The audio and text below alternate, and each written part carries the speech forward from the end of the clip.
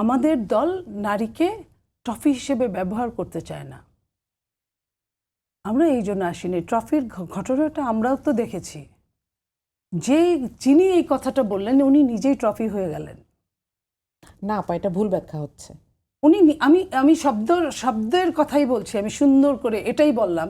যিনি ট্রফির কথা বললেন নারীদেরকে ছোট করে, যে অন্য দলগুলো নারীদেরকে ট্রফি হিসেবে ব্যবহার করে। কিভাবে করে? আমি নীলুফার চৌধুরী মনি ছাত্রদল কবে থেকে করি আমার মনে নাই। আমি ছাত্রদলের জামালপুরের পদে ছিলাম, জেলার পদে, ঢাকা ইউনিভার্সিটির বিভিন্ন পদে ছিলাম। ঢাকা ইউনিভার্সিটির পর থেকে ছাত্র দলের সেন্ট্রালের 3 টার্ম ছিলাম। ছাত্র দলের সেন্ট্রাল থেকে আমি মহিলা দলে 3 টার্ম 4 টার্ম ছিলাম। মহিলা দলের সেন্ট্রাল থেকে আমি বিএনপির সেন্ট্রালে 3-4 টার্ম আছি, 3 টার্ম সম্ভবত আছি। এই যে আমার জার্নিটা, এটা কি আপনি কি ট্রফি হিসেবে ইউজ করবেন? আমার এই জার্নিটা, এটা একটা প্রাতিষ্ঠানিক জার্নি।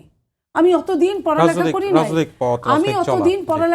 আমি কতদিন পড়ালেখা করেছি আমি বলি।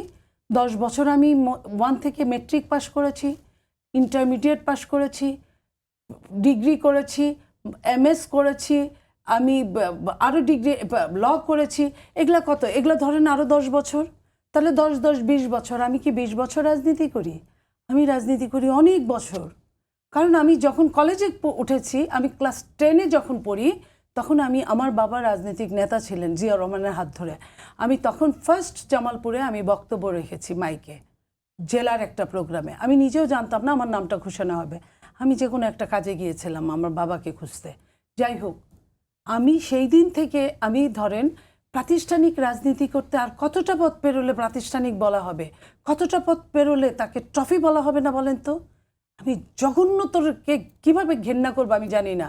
বটবাহিনী আমার বিরুদ্ধে কী লেখে আমার কিচ্ছু আসে যায় না, কিন্তু একটা বন্ধু যখন একজন দেশপ্রেমীকে রাষ্ট্রদ্রোহী সাব্যস্ত করে ফুল ছুঁড়ে ফেলে, এটা কিন্তু অনেক লাগে। একজন নারী যখন আরেকজন নারীকে ট্রফি বলে, তখন কিন্তু তার শিক্ষা, তার সমাজ, তার ব্যাকগ্রাউন্ড, তার CSRS আমাকে প্রশ্নের মুখোমুখি দাঁড় করায়।